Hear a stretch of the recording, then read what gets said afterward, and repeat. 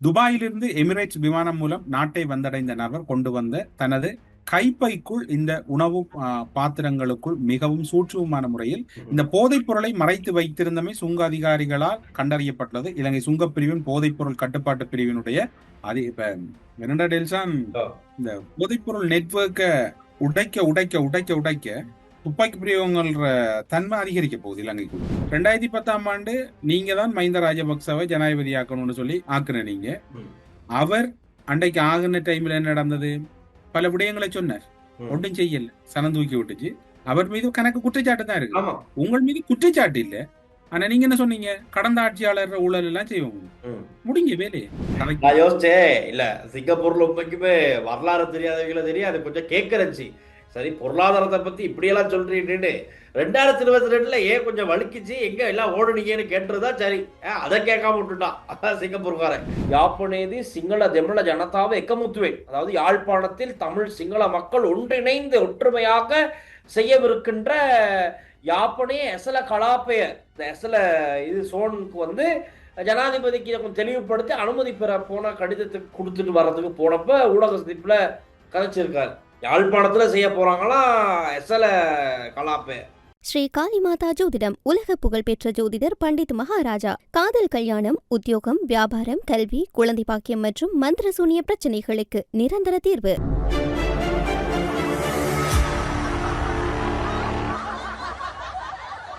அண்ணா வணக்கம். வணக்கம் வணக்கம் டெல்சாங்க, எப்படி இருக்கிறீங்க? நல்லா இருக்கேன் நல்லா இருக்கேன். இன்னைக்கு சனிக்கிழமை நாள் அப்படியே போகுது ஒரு மாதிரி. என்ன மாதிரி கொழும்பு எப்படி இருக்குது? கொழும்பு என்ன சனிக்கிழமைனா கொஞ்சம் அமைதியா இருக்கும். ஏன்னா நாளைக்கு ஞாயிற்றுக்கிழமை. ஃபியூனரல் வீடு, ஆமா, அதை பத்தி சொல்லி ஆகணும். முன்னாள் போலீஸ் மா அதிபர் சி.டி. விக்ரமரத்ன அவருடைய மரண வீடு, மரணம். அது சம்பந்தமான விசாரணைகள் ஆரம்பமாகுது. அவங்க இப்ப அவங்க என்ன அவரை தவறான முடிவெடுத்து தற்கொலை பாயிண்ட் அவுட் பண்றாங்களா, இல்ல மரணம் பண்றாங்க? இப்போதைக்கு அவங்க மனைவி ஒரு வாக்குமூலம் கொடுத்திருக்காங்க, சாட்சி சொல்லியிருக்காங்க. என்னன்னு சொன்னா, அவங்க மகனுடைய ஒரு வழக்கு விசாரணை போய்கிட்டு இருக்கு. அந்த வழக்கு விசாரணைனால அவங்க மகன், முன்னாள் போலீஸ் மா அதிபருடைய மகன் கொஞ்ச நாள சிறையிலையும் இருந்திருக்காரு. ரைட்டா? சிறையிலையும் இருக்க வேண்டிய ஒரு சூழல் உருவாகி இருக்கு. ஸோ இந்த விஷயம், ஒரு போலீஸ் மா அதிபராக இருந்தவருடைய மகன் சிறைக்கு சென்ற அந்த சம்பவம் வந்து இவரை கொஞ்சம் எஃபெக்ட் பண்ணியிருக்கு அப்படின்னு சொல்றாங்க, அவங்க மனைவி சொல்றாங்க. இதனால கொஞ்ச நாளாவே ஒரு மன உளைச்சல்ல தான் இருந்தாரு அப்படின்னு இவங்க மனைவி சொல்லியிருக்காங்க. நேற்று கூட பார்த்தோம், இந்த மகனுடைய ஒரு பிரச்சனையும் இதுக்கு காரணம்னு சொல்லப்படுது அப்படின்னு நாங்கள் நேற்று லேசா மேலோட்டமா பார்த்தோம். ஆனாலும் மகனுடைய விஷயம் வந்து மன உளைச்சலா இருந்தாலும் இவர் இந்த நடைப்பயிற்சிக்கு தயாராகி வரும்போது காவல் அவருடைய காவல் அதிகாரியுடைய துப்பாக்கியை கேட்டு எடுத்திருக்காரு. இத்தனை வெப்பன் யாரு என்ன வெப்பன் பாவிச்சிருப்பாருன்னு தெரியும் அவருக்கு, ஒரு போலீஸ் மா அதிபர். அப்ப நேத்துன்னு பார்த்து நீங்க என்ன வெப்பன் பாவிக்கிறீங்க, என்ன மெகசின் பாவிக்கிறீங்கன்னு கேட்டு எடுக்கிறது கொஞ்சம் குழப்பமா தான் இருக்கு. ஸோ அதுதான் மர்மம்னு சொல்லப்படுது. மற்றது இவர் ஆறு ஜனாதிபதியில பிள்ளைகள் எல்லாம் போறாங்க பாறாங்க, இவ்வளவு எல்லாம் நடக்குது, அவங்களே சினிமா சிரிச்சு கொண்டிருக்கிறாங்க. இவருக்கு என்ன மாவியல்? அதுதான், மகன் குற்றம் செய்தா மகன் தண்டிக்கப்படுவார். மகன் தண்டிக்கப்படுவார். அப்ப அந்த கதை ஒன்று ஒரு பக்கம் இருக்கு, இன்னொரு பக்கம் அறக்கட்டாட கதை சொல்லப்படுது. ஏன்னா நீதி அமைச்சரா விஜயதாச ராஜபக்ச இருக்கும்போது இவர் தான் போலீஸ் மா அதிபர். அப்ப நிறைய கதைகள் அங்கிட்டும் இங்கிட்டும் இருக்கு. எது எப்படியோ எல்லாமே இந்த விசாரணைகள் முடிவுல தான் தெரிய வரும். நமக்கா ஏதோ யூகங்கள் சொல்ல முடியாது. ஸோ அந்த விசாரணை முடிவுல ஒரு முடிவுக்கு வருவோம் நாங்க. ஏன்னா 70 வருட சாபமே ஜேவிபி தான், கடந்த கால கட்சிகளே அரசாங்கங்களோ இல்லை என்று தங்க துப்பாக்கி. ஆஹா, அவருக்கும் வழக்கு போட்டிருக்காங்க தங்க துப்பாக்கி. அதனால ஆமா, அவர் அப்படி சொல்றாரு. சிறுபான்மை கூட்டணியை நாம் எதிர்க்கவில்லை, தமிழ் மற்றும் முஸ்லிம் நாடாளுமன்ற உறுப்பினர்களை உள்ளடக்கிய கூட்டணியை நாம் எதிர்க்கவில்லை என்று திஸ்ஸ அத்தநாயக சொல்லியிருக்கிறார். அவர் அங்க போறவர், எங்க ஜிஎல்பி வீட்டுக்கு ஒன்றிணைந்த எதிர்கட்சியா அவர் போய்கிட்டு இருக்காரு.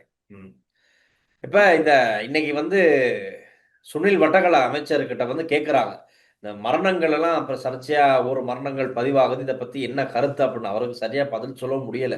கொஞ்சம் அவரு வெயிட் பண்ணிக்க பாக்குறாரு, அப்பயும் இல்ல. அப்புறம் நிப்பாட்டிய பிறகு கேட்டாங்க. அவர் சொல்றாரு, இப்ப 3 மரணங்கள் குறித்தும் விசாரணை நடக்குது, விசாரணை முடிவுல நமக்கு தெரிய வரும் அப்படிங்கிற மாதிரி தான் சொல்றாரு. நீதிமன்ற துப்பாக்கிச்சூடு சம்பவத்திலையும் இன்னும் அடையாளப்படுத்தப்பட்டு ஓரளவுக்கு இப்ப விசாரணை முன்னேறி கொண்டிருக்கு தானே அது. ஆமா. அதுலயும் ஒரு முன்னேற்றம் ஏற்பட்டிருக்குது. அது போன்று இதுலயும் ஒரு விரைவான முன்னேற்றம் ஏற்படணும். அது மட்டும் இல்லாம டெல்சன் இன்னைக்கு பாத்தீங்களா, சாக்லேட் எல்லாம் மாட்டப்பட்டிருக்கு கட்நாயக்காவுக்கு. பெரிய லெவல்ல மாட்டப்பட்டிருக்கு. அதே மாதிரி சுங்க அதிகாரிகளால் ஒரு கைதும் இடம்பெற்றிருக்கு. பெயர் போன ஒரு வர்த்தகர், அதை சொல்லி ஆகணும். சுங்க திணைக்களம் மேற்கொள்ளும் விசாரணைக்கு அமைய ஒரு பிரபல ஆடையகம், ரைட், அங்க பேரை சொல்ல தேவையில்ல, ஆடையகம் நிறுவனத்தின் உரிமையாளர் பிரீத்தி ஜெயவர்தன விளக்கமறியலில் வைக்கப்பட்டுள்ளார். இவர் வந்து இந்த 2019 காலப்பகுதியில வந்து இவருடைய ஆடையகத்துல வந்து முஸ்லிம்களுக்கு எதிராக நிறைய சம்பவங்கள் செய்யப்பட்டுச்சு. அதை வந்து நிறைய பேர் வீடியோவெல்லாம் எடுத்து அந்த டைம் போட்டிருந்தாங்க. முகமுடி அணிந்து வர குர்தா அது அணிந்து வர முடியாது, அபாயா போட்டு வர முடியாது, ரொம்ப கட்டுப்பாடுகள் விதிச்சாங்க இவங்க ஆடையகத்துல. அப்ப அது கொஞ்சம் பிரச்சனை ஆச்சு. இன்னைக்கு அதை சுட்டி காட்டுறாங்க நிறைய பேர். அந்த டைம்ல நீ எப்படியெல்லாம் செஞ்ச அப்படின்னு சொன்னாங்க. இன்னைக்கு வந்து இவரு விளக்கமறையில் வைக்கப்பட்டிருக்காரு ஒரு விசாரணை அடிப்படையில். 90 மில்லியன் பெறுமதியான போதைப் பொருளை இலங்கைக்குள் கடத்த முயன்ற மலேசிய பிரஜை ஒருவர் கட்நாயக்க விமான நிலையத்தில் கைது செய்யப்பட்டிருக்கிறார். இன்றைக்கு அந்த கைது இடம்பெறுகிறது.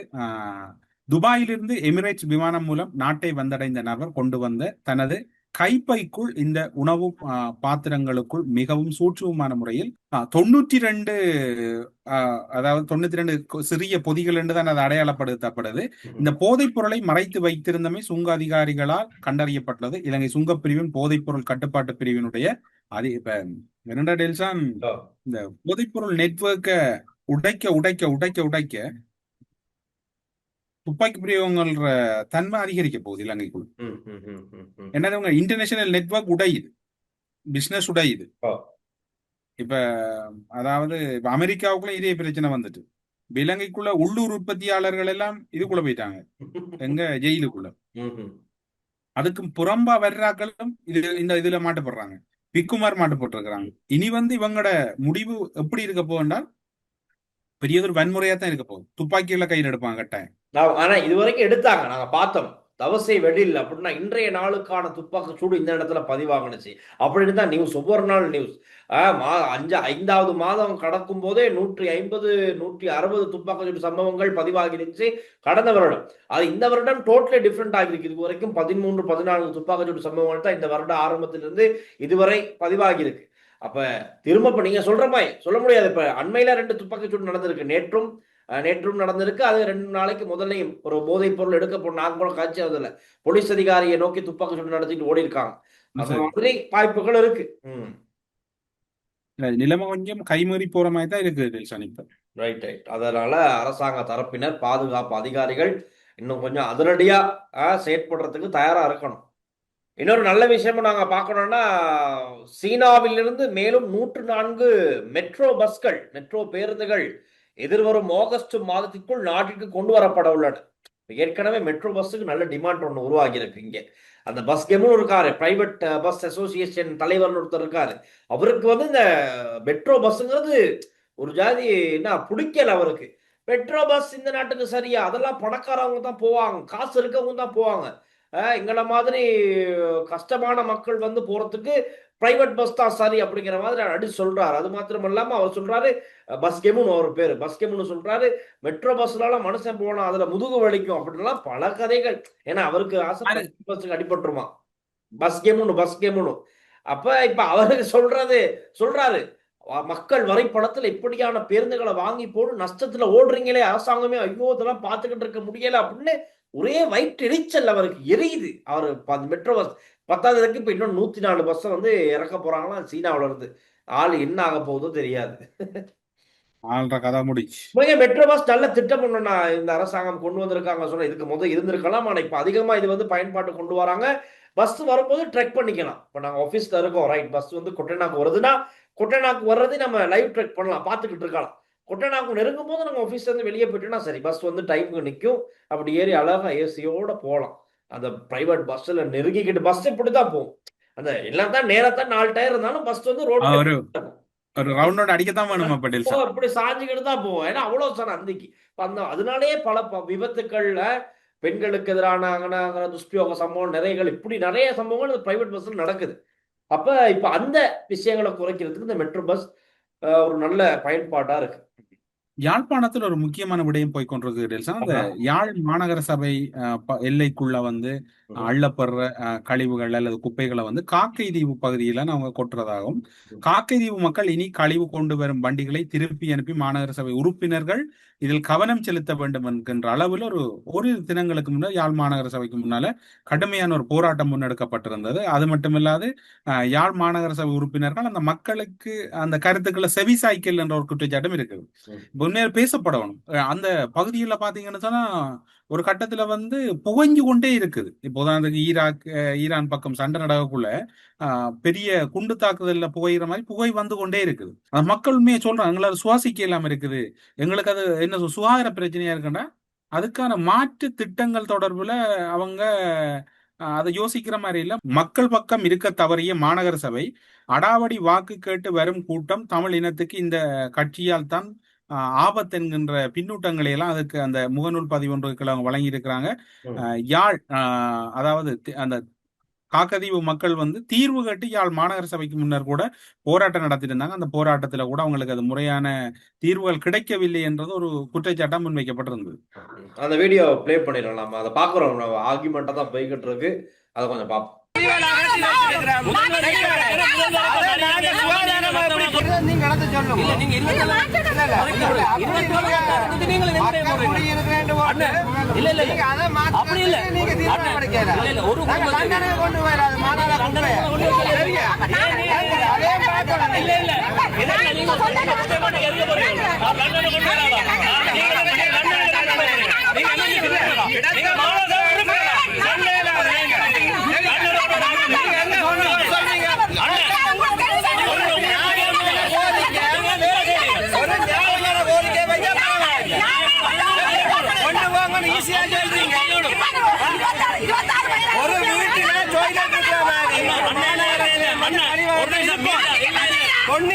மக்கள் இருக்கிறேன் 45,000 மக்கள் இருக்கிறேன்.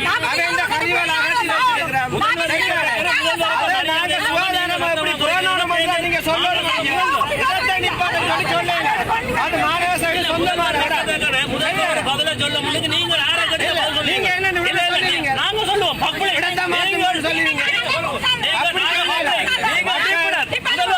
வந்து கணக்கு வரும். நீங்க டிசைட் பண்ண பிறகு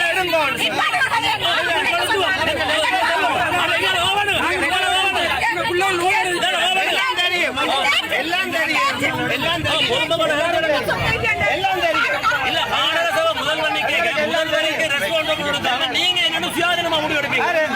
நீங்க எப்படி எடுத்தீங்க? ஆனா அரசு தரப்புல இருந்து பிரதி அமைச்சர் பிரசன்ன குணசேன அவர் நல்லா முக்கிய இந்த கவர்மெண்ட்ல நல்ல ஆக்டிவான ஒரு மனிதர். இந்த டித்வா புயலுக்கு அப்புறம் இந்த ட்ரெயின் ரோடெல்லாம் குயிக்கா வேலைகள் நடந்துச்சு. முக்கியமே இவருடைய ஃபேஸ்புக்ல போயிட்டு பார்த்தா நல்ல ஆக்டிவா இருக்க ஒரு அமைச்சர்னு இவரை சொல்லலாம். பிரதி அமைச்சர் பிரசன்ன குணசேன சொல்றாரு, இனி எந்த அரசாங்கமும் வராது, மாலிமாவ அரசாங்கம் மட்டும்தான் அப்படின்னு சொல்லியிருக்காரு. என்ன நினைக்கிறீங்க இந்த கருத்தை பத்தி? இந்த அரசாங்கம் வராது, மாலிமா அரசாங்கம் என்ற கருத்து வந்து அவர் சொல்றபடி நடக்கணும்னு சொன்னால் இன்னும் பல விடயங்கள்ல முன்னேற்றம் இருக்கணும். பொருளாதார மாற்றம் வரணும். இப்ப உதாரணத்துக்கு சொல்ல போனா அமைச்சரவை பேச்சாளரும் அமைச்சருமான நலிந்த ஜெயதிச நாடாளுமன்றத்துல சொல்றார், நாமல் ராஜபக்சேர சட்டப்படிப்பு பிழையன் எவ்வளவு நாள் அதை ப்ரூவ் பண்ணவும். புரியுதா? அரசாங்க அதிகாரிகள் என்ன சொல்ற வருமானத்துக்கு அதிகமான சொத்து குவிப்பு செய்தால் போன மாதம் 30ஆம் தேதி கிடையில் அவங்க அந்த சொத்து விவரங்களை வெளியிலிருந்தால் அவங்க சட்டம் எடுத்ததா இல்லை. மற்ற வடக்கு கிழக்கில் இருக்கக்கூடிய சில பகுதிகளில் சொல்ல போனால் அரசாங்கத்தில கடந்த கால செயற்பாடுகள் இன்றைக்கு நீடிச்சு கொண்டது. அதை கேட்ட அதிகாரிகள் பொறுப்பான அதுல மாற்றம் வந்ததா இல்லை. அப்ப இதெல்லாம் சரி செய்யப்படுமாக இருந்தா உண்மையில நாட்டுல லஞ்ச லாவணியம் ஒழிக்கப்பட்டு மக்களுக்கு ஒரு சுபிட்சமான வாழ்க்கை ஊழல் செய்கிறப்ப இதை பாத்தீங்கன்னா இப்ப குற்றச்சாட்டுகளோட தொடர்பானவங்க புரியாதானே. அவங்க என்ன சொல்றாங்க, அடுத்த ஆட்சியில நாங்க இவங்களை கைது இது இப்ப எப்படி போப்பது என்றால் அவங்களை கைது செய்து அவங்க இவங்களை கைது செய்த மாதிரி முடியும். மாறி மாறி. இப்ப ஒன்றில் நீங்க விரைஞ்சு முடிவெடுக்கவும். இப்ப ம். நீங்க உங்கள்ட்ட ஒரு பஸ்ஸ தந்தாச்சு ஓட்டுறதுக்கு. நீங்க ஓட வழிக்கிட்டுட்டு டயர் காத்து போகுமா அல்லது பயணிகள் இருக்கிறாங்களா நிக்கிறாங்களா இப்படி ஓடுறன்னு தெரியாம யோசிச்சு கொண்டிருக்கிறத விட ம். ஏறுன ஆக்களை வச்சு கொண்டு ஓடி முடிங்க. ஆமா, அது சரி. அப்படி முடிக்கலன்றால் இது இப்ப திரும்பவும் சொல்றேனே 2010ஆம் ஆண்டு நீங்க தான் மஹிந்த ராஜபக்சவை ஜனாதிபதி ஆக்கணும்னு சொல்லி ஆக்குன நீங்க. ம். அவர் அன்றைக்கு ஆகுன டைம்ல என்ன நடந்தது? பல விடயங்களை சொன்னார். ம். ஒன்றும் செய்யல. சனம் தூக்கி விட்டுச்சு. அவர் மீது கணக்கு குற்றச்சாட்டு தான் இருக்கு. ஆமா. உங்கள் மீது குற்றச்சாட்டு இல்ல. ஆனா நீங்க என்ன சொன்னீங்க? கடந்த ஆட்சியாளர் ஊழல் எல்லாம் செய்வோம். ம். முடிங்க வேலையை. ஆனா சரி. மக்கள்கிட்ட மறதி குணம் கூட இருக்குது. கட்டாயம். மக்கள் அதுவும் கூட டக்குனு மறந்துடுவாங்க. என்ன டெல்சா? ஆமாமா, காமிச்ச ஃபைல் எல்லாம் எடுத்துக்கிட்டு வந்து ஒரு 400 500 ஃபைல் இருக்குதானே உங்க கையில. அந்த ஃபைல்கள் எல்லாம் தீர்க்க வேண்டியது இந்த அரசாங்கத்தினுடைய முக்கிய பொறுப்பு. நிறைய பேர் சொல்றது இல்ல அதுதான். அரசாங்கம் டெல்சான் இதுல அரசாங்கம் இன்வால்வ் ஆக தேவையில்லை. அரசாங்கம் என்ன செய்யலாம்? அதுக்கு தான் நீதித்துறை இருக்குது, சட்டமன்ற திணைக்களம் இருக்குது, சிஐடி இருக்கு. அவங்கள்ட்ட ஒப்படைச்சு விடுங்க. நீங்க அவங்கள்ட்ட இன்வால்வ் சரியா கொண்டு போய் அவங்கள ஹேண்ட் ஓவர் பண்ணாலே அவங்க எல்லாத்தையும் பார்த்துக்குவாங்க. அவங்க அதுல அவங்களுக்கு திருப்தியில அவங்க நிரபராதி என்ன விடுதலை செய்யப்படுவாங்க. இல்லைன்னா அரெஸ்ட் பண்ணப்படுவாங்க. கட்டாயம், கட்டாயம். இன்றைக்கு இருக்கிற அமைச்சர்மார் முழு பேர் 2 அமைச்சரை தவிர மிச்சம் முழு பேர் நடமாடித்தான். இந்த யாரு கெகலிய ரம்புக்கு அந்த அந்த ஆள் முதல் முன்னுக்கு ஓடின வீல் சேர இப்ப பின்னுக்கு ஓடுது. உண்மையில அந்த விசேட தேவையுடைய மக்களை கூட அவமானப்படுத்துறவே இல்லை. உண்மைதான். உயிர் காக்குற மருந்துல விளையாடி இருக்கிறாருன்னு. அதெல்லாம் சில பேருக்கு குற்றப்பத்திரிகை தாக்கல் செய்யறதுக்கு குறிக்கப்பட்டிருக்கு. ம். தாக்கல் செய்து கொண்டு அள்ளி கொண்டு போடுங்க நீங்க யாருன்னாலும். ஆனா என்ன சொல்ற அந்த இதுகள் அவங்க இப்ப என்ன சொல்றாங்க டில்சான்? நாங்க சுத்தவாளிகள், நாங்க சுதுப்பாட்ட அவங்கதான் எங்களை பிள்ளையா சொல்றாங்கன்ற சனம் இப்ப யோசிக்குது. ஓ 2 வருஷம் ஆயிட்டு இவரை கைது செய்யல, இவர் நடமாடுறார், அப்ப இவர் நல்லம் போல. அதான் இப்ப 2029ஆம் ஆண்டு இவர் ஜனாதிபதியா வந்தா இன்னும் நல்லம் போல. அவ்வளவுதான், நல்ல போலே ஆயிரும். அதனால இவங்க தான் முன் வச்ச குற்றச்சாட்டுகளை நிரூபிக்க வேண்டியது அரசாங்கத்துடைய கடமை. இல்ல பாருங்க, இப்ப அவரு பயப்படாம நடமாடுறாங்க தானே. ராஜபக்ச குடும்பத்துல இவங்க இவ்வளவு குற்றச்சாட்டுகள் தான் இன்னைக்கு சிங்கப்பூர் போயிட்டார். நாமல் ராஜபக்சவும் அவருடைய துணைவியாரும் எல்லாரும் 2 பேருமே சிங்கப்பூர் போயிட்டு அப்படி ஒரு நிகழ்ச்சியில கலந்துக்கிறாங்க. உலக பொருளாதார சம்மேளனம் மாநாட்டுல எல்லாம் கலந்துக்கிறாங்க. குடும்பமா போயிட்டு கதைக்காங்க டெல்சான். எனக்கு இதுக்கு அப்புறம் 2 ப்ரோக்ராம் இருக்குது. கொஞ்சம் நான் யோசிச்சேன், இல்ல சிங்கப்பூர்ல உண்மைக்குமே வரலாறு தெரியாதவங்கள தெரியாது, கொஞ்சம் கேட்கறச்சு. சரி, பொருளாதாரத்தை பத்தி இப்படியெல்லாம் சொல்றீங்கன்னு 2022ல ஏன் கொஞ்சம் வலிக்குச்சு, எங்க எல்லாம் ஓடுனீங்கன்னு கேட்டுருதா சரி. அதை கேட்காம விட்டுட்டான் அதான் சிங்கப்பூர்காரன். அதை இப்ப இதை கூட்டி போனதாரு கொரியனா வேற நாட்டுக்காராக்கள் போல இந்த மகாநாடு அரேஞ்ச் பண்ணது. அது என்னன்னு தெரியல. ஆனா உலக பொருளாதாரம்னு சொல்லும்போது நினைக்கிறேன் ஒரு இதுக்குன்னு ஒரு அமைப்பு இருப்பாங்க போல. அந்த அமைப்பினர் சிங்கப்பூர்ல ஆர்கனைஸ் பண்ணி. அடுத்த நானும் நீங்களும் சர்வதேச என்ன சொல்ற பொருளாதார மேம்பாட்டு மாநாட்டுக்கு நானும் நீங்கள் இன்விடேஷனை கொடுப்போம். கட்டாயம் போயிரும். போயிட்டு நம்ம லைவா செய்வோம். நம்ம ட்ரம்போட சேர்ந்து செய்வோம். இல்ல அந்த அளவுக்கு தான் வந்துட்டேன். அந்த எல்லாம் ஒரு குண்டக்க மண்டக்கவா தான் நடக்குது. மண்டக்கவா தான் போய்கிட்டு இருக்கு. ஆனா இப்ப அரசியல் ரீதியா நிறைய விஷயம் நான் கதைக்கிறோம். நேத்து ஒரு கூத்து நடந்திருக்கு. கூத்து என்ன கூத்துன்னு சொன்னா, ஜனாதிபதி செயலகத்துக்கு ஒருத்தர் போயிருக்காரு. இவர் யாருன்னு சொல்லி புதுசா நம்ம அடையாளப்படுத்த தேவையில்லை. யாருன்னா இந்த வெள்ளவத்த நினைவேந்தல் நிகழ்ச்சிகளுக்கெல்லாம் போயிட்டு அதை எதிர்க்கிறது இந்த கேங்கு தான். சரத் வீரசேகரோடைய கொத்தடிமைகள் அப்படின்னு சொல்லலாம். இவங்களுக்கு இருக்கிறது இந்த என்ன, அதாவது இனவாதத்தின் உச்சம் அப்படின்னா இந்த பயிலுகத்தான். இப்ப என்ன செஞ்சிருக்காங்கன்னா, நேற்று ஜனாதிபதி செயலகத்துக்கு போயிட்டு ஒரு கடிதம் கொடுத்து ஒரு அனுமதி பெற போனாங்களாம். அதான் அது மீடியாவுக்குலாம் சொல்லி போயிட்டு என்ன சொல்லியிருக்காங்கன்னா, யாழ்ப்பாணத்தில் எசல வளையம், எசலனா அந்த எசல கலாப்பெயர், அப்படி அந்த பௌத்தர்களுக்கான அந்த ஒரு சோன் அதை செய்யறதுக்கு தயாராகிறாங்களாம்.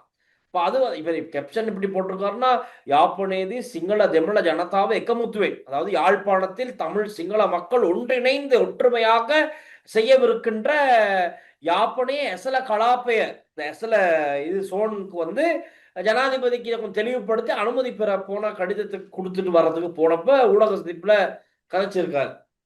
காட்டுக்குங்க, யாழ்ப்பாணத்துல செய்ய போறாங்களா எசல கலாப்பெயர்.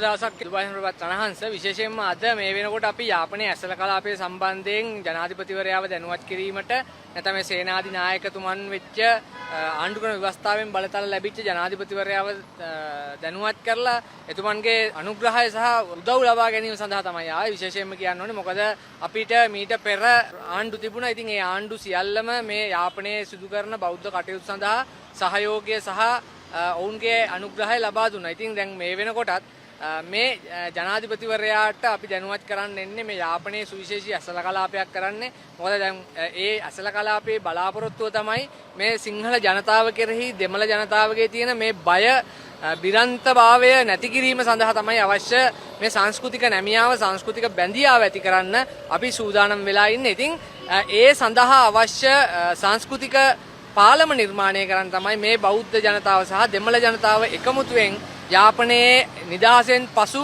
පළමු වරට කරන මේ ඇසල කලාපය සිදු කිරීමට සූදානම් වෙන්නේ. ඉතින් ඒකට ආරක්ෂාව ඒ වගේම අපිට අවශ්‍ය කරන අනිකුත් යටිතල පහසුකම් ටික ලබා ගැනීමට සිදුවන්නේ යුද හමුදාවෙන්.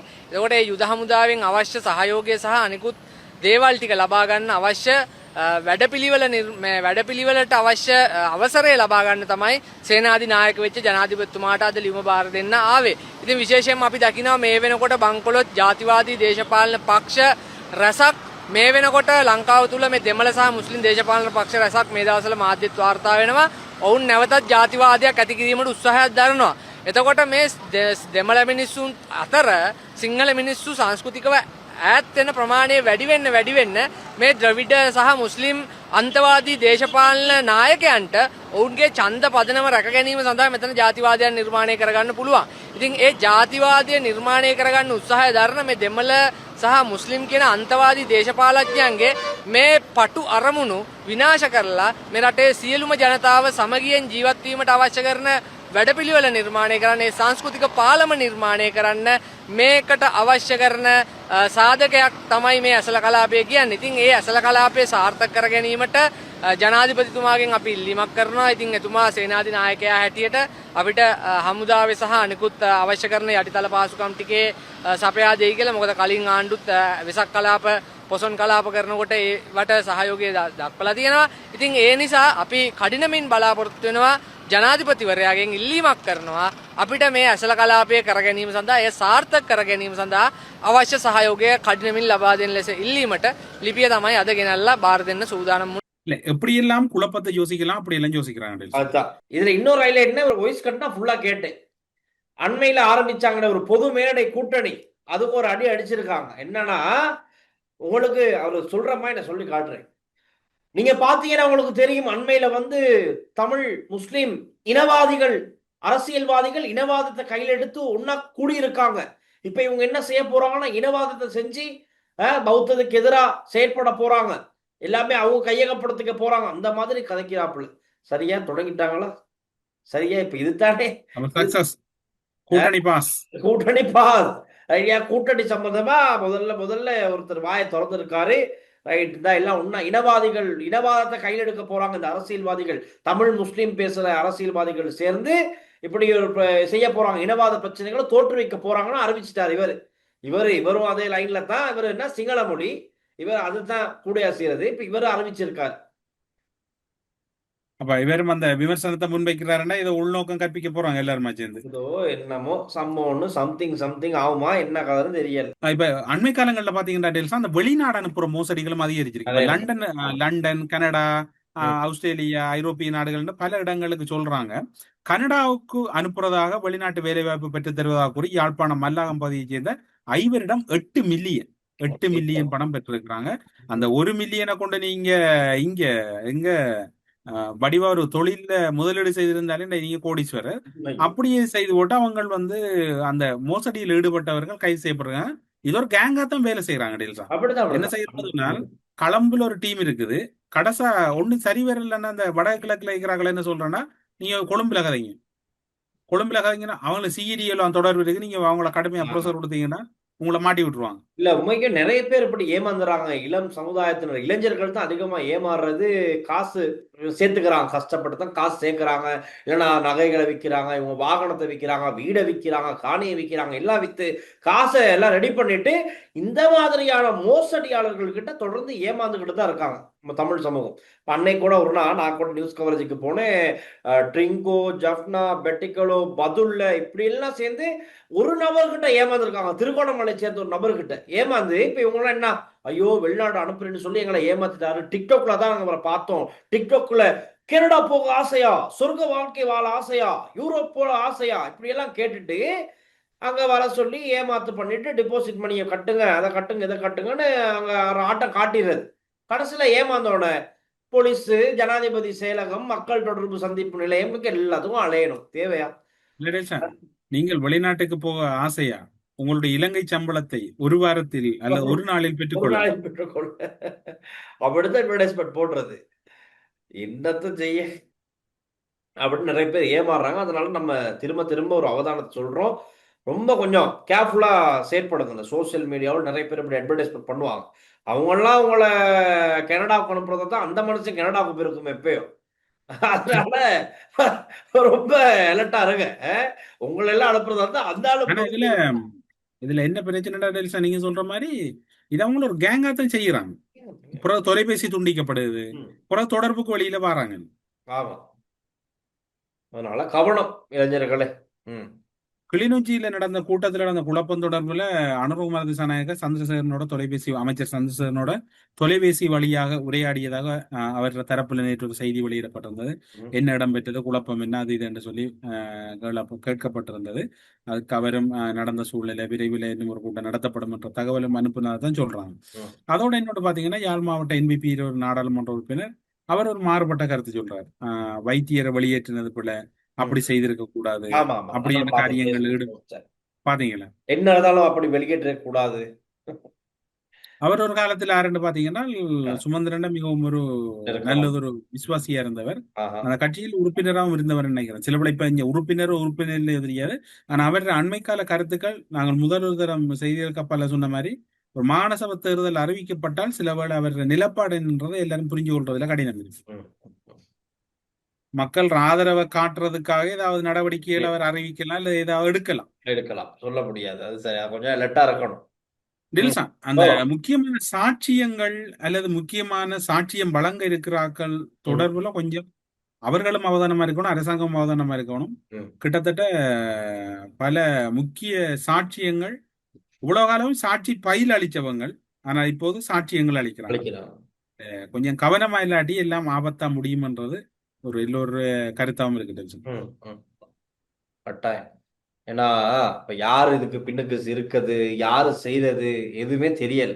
பொதுவா ஒரு சந்தேகம் இருக்கு. இப்போ இவங்கெல்லாம் யாருக்கு ஆதரவா செயற்பட்டு அவங்களுடைய ஊழல் மோசடிகள்லாம் தெரிஞ்சவங்க தான் இப்ப உயிர் இழக்குறாங்க. சரியா? சாதாரணமானவங்க இல்ல. அதனால நம்ம என்ன சொல்றோம்னா, இந்த ராஜபக்சர்களுடையோ யாருடையதோ இந்த ஊழல் மோசடி சம்பந்தமா தெரிஞ்சவங்க எல்லாம் நீங்களா வந்து அரசாங்கத்துக்கு உண்மைகளை சொல்லிட்டு அரச பாதுகாப்புக்குள்ள இருக்க பாருங்க. இல்லடா நீங்களும் டபார் ஆகிறீங்க. அதனால கவனம். சிரிக்கக்கூடாது என்று யார் இருந்தாலும் தம்பி டில்சான் பேச்சை கேட்டால் சிரிப்புத்தான் வருகிறது. வாழ்த்துக்கள் இருவருக்கும். Right, okay. நாட்டு நடப்பு வேண்டாம், ஜோதிட நிலையம் என்று மாற்றுங்கள். சிறப்பு.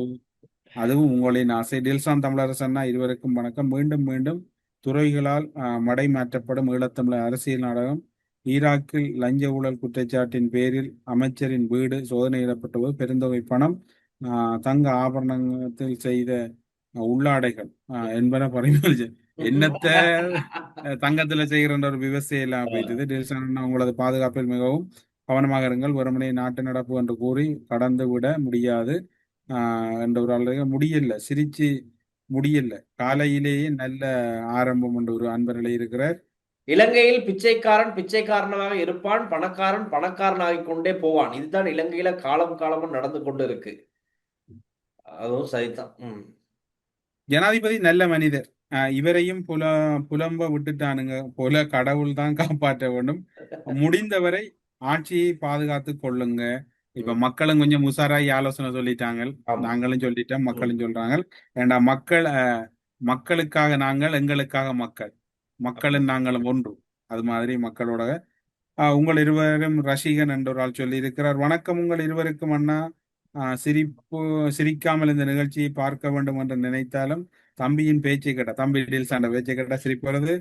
உப்பு திண்டா தண்ணி குடிக்கணும். இன்னும் பல நல்ல செய்திகள் வர வேண்டும், காத்திருப்போம். நிச்சயமாக ஜனாதிபதி அவர்கள் தங்களுடைய பாதுகாப்பில் மிக கவனமாக செயற்படுவது சிறந்தது. இந்த ராஜபிச்சை கும்பலின் தங்களின் கொலை கொள்ளைகள் ஊழல்கள் போன்ற விசாரணைகளிலிருந்து தப்பித்து ஆட்சியை கைப்பற்றுவதற்காக சாட்சிகள் ஆதாரங்களை அளிப்பது என்று ஒரு கொமெண்ட் சொல்லியிருக்க. அதிகளவான கொமெண்ட்ஸ் வந்து அனுரகுமார் திசாநாயக்க பாதுகாப்பில் கவனம் செலுத்தணும் என்று வந்திருக்கு. எங்கட டில்சான் எப்படி நாங்க பாதுகாக்கிறது தமிழ்? அட டில்சான் அனுரன் டில்சானே வேற லெவல்ல செய்யறான். அப்பாச்சிக்கு சீனாவில் பாதுகாப்பு வழங்குறது என்ன குற்றம் செய்தாலும் பிடிக்க இயலாது.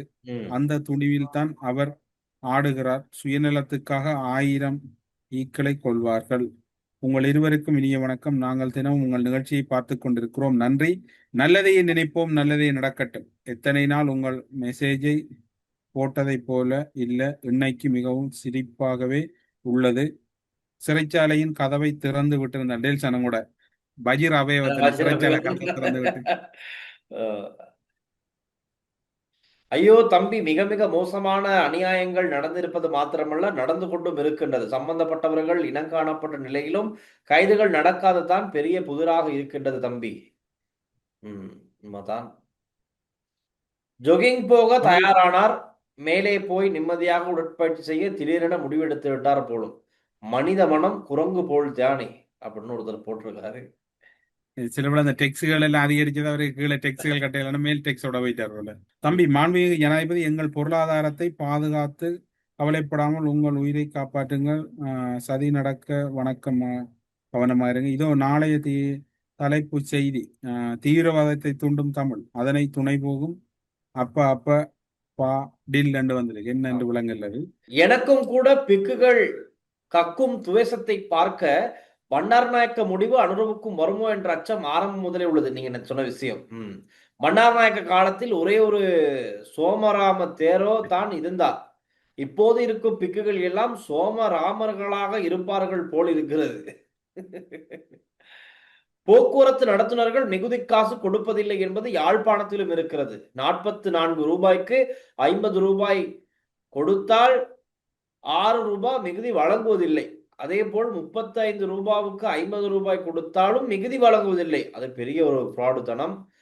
பேருக்கு பறக்கும் படை யாழ்ப்பாணத்தில் இயங்குகிறது, எந்த பயனும் இவர்களால் இல்லை என்பது பெரும் வருத்தத்திற்குரியது. எமது மக்கள் இப்போது திருந்த போகிறார்கள். இது ரொம்ப நேற்று எங்களோட டிஸ்கிரிப்ஷன்ல வந்து எங்களோட நம்பர் நேற்று முந்தின திரும்ப ஒரு கண்டே அந்த நம்பரை வைங்க.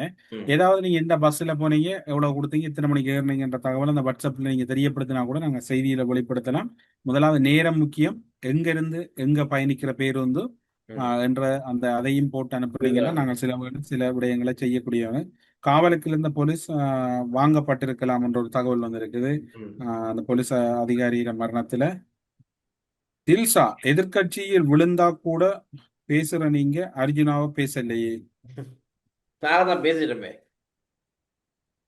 அப்படின்னு யாரு? சரியா? பழைய ஜேவிபி ஆட்சி கொண்டு நல்லது போல் தெரிகிறது என்று சொல்ல. டில்சா, நீங்க சூடாகாதீங்க, ரத்த கொதிப்பு வந்துடும். இது நிச்சயமாக ராஜபக்சவுக்கு எதிரான சாட்சிகளை அளிப்பதற்கான கொலைகாரர் ராஜபக்சவால் தொடர்ச்சியாக மேற்கொள்ள. இது உங்களோட கருத்து, இது எங்களுக்கு தெரியாது. என்னென்றால் நாங்கள் அதில் குற்றச்சாட்டையில் என்னென்றால் அது வந்து ஒரு ஆள் குற்றச்சாட்டு, உங்களோட கருத்தா இருக்குது. அது தொடர்பாக விசாரணை இடம்பெற்று. அரசியல் பேராசை சதிகார கும்பலால் வாய்ப்பு அதிகம். அனுரவுக்கு தமிழரின் ஊகம் நம்பிக்கை. தில்சான், உண்மையில் ஒரு தில் இருக்கு உங்களோட பேர்ல. தில் என்றுதான். தில் என்றால் தைரியம். தில் என்பது ஒரு ஹிந்தி வேர்ட். பேரை மாத்துங்க. தில்னு வச்சிரும்.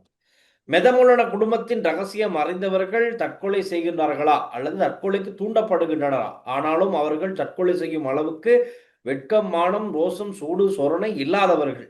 குற்றங்கள் செய்து பழக்கப்பட்டவர்கள் தற்கொலை செய்ய மாட்டார்கள். ஒருத்தரோட கருத்து. ஆனா இவர் போலீஸ் அதிகாரி தொடர்பில் அவர் ஒரு ரக்பி வீரராம், நல்ல உயரமானவராம். அவர் ஒரு நல்ல ஸ்டடியான ஆளுன்னு தான். அவரோட பாடசாலை காலங்கள், அவரோட பயின்ற தமிழ் முஸ்லீம்கள் தரப்புல சொல்லப்படுது. சிறந்த ரக்பி வீரராம் என்ன சொல்லப்படுது, மற்ற அவரை லேசில் யாரும் ஒண்ணு செய்யலான்னு சொல்றாங்க. சரிண்ணா, ஓகே. ஐயா, புலமை பரிசில் பரீட்சை சித்தி பெற்ற மாணவர்களுக்கு பணம் இன்னும் அக்கௌண்ட்டுக்கு போடுறாங்க இல்லையே ஏழைகள் நாங்கள், அதுக்காகவே கதைங்க. அந்த விஷயத்தையும் ஒரு கால் கவனத்தில் எடுங்க. புலமை பரிசில் பரீட்சை மாணவர்கள விடயம் பழைய ஜேபி ஆகி தமிழரை கொல்லும், அதுதான் உங்கள் ஊடகத்தின் ஆசையா? அப்படி இல்லை, நான் நினைக்கிறேன் நீங்க இன்னும் அந்த சில விடயங்களை நாங்க நேத்தே அதை சொல்லிட்டோம். இன்னைக்கு இந்த நாட்டுல குழப்பத்தை ஏற்படுத்தணும்னு துடிச்சுக்கிட்டு இருக்க அந்த தீய சக்திக்கு எதிராக தான் அந்த மாதிரி செயற்படணும்னு சொல்றத நாங்க நேத்து அந்த விஷயத்தை சொல்லி முடிச்சோன்னே சொல்லிட்டோம். அப்படி ஒரு ஆபத்தை அவங்களும் செய்ய மாட்டாங்க, அப்படி செய்தா கூட நாங்களும் பார்த்துட்டு இருக்க மாட்டோம். அது சரி. எனிவேரியல்ஸ் நாளைக்கு நல்லபடியா சண்டையை போயிட்டு என்ன லீக்குகள் இருந்தா பிடிச்சிட்டு நாளண்டை வந்து சேருங்க. ஓகே, சந்திப்போம் மீண்டும் திங்கட்கிழமை. எல்லாரும் கவனமா இருங்க, சந்தோஷமா இருங்க. டாடா, பாய். ஸ்ரீ காளிமாதா ஜோதிடம் உலக புகழ்பெற்ற ஜோதிடர் பண்டித் மகாராஜா. காதல், கல்யாணம், உத்தியோகம், வியாபாரம், கல்வி, குழந்தை பாக்கியம் மற்றும் மந்திர சூனிய பிரச்சனைகளுக்கு நிரந்தர தீர்வு.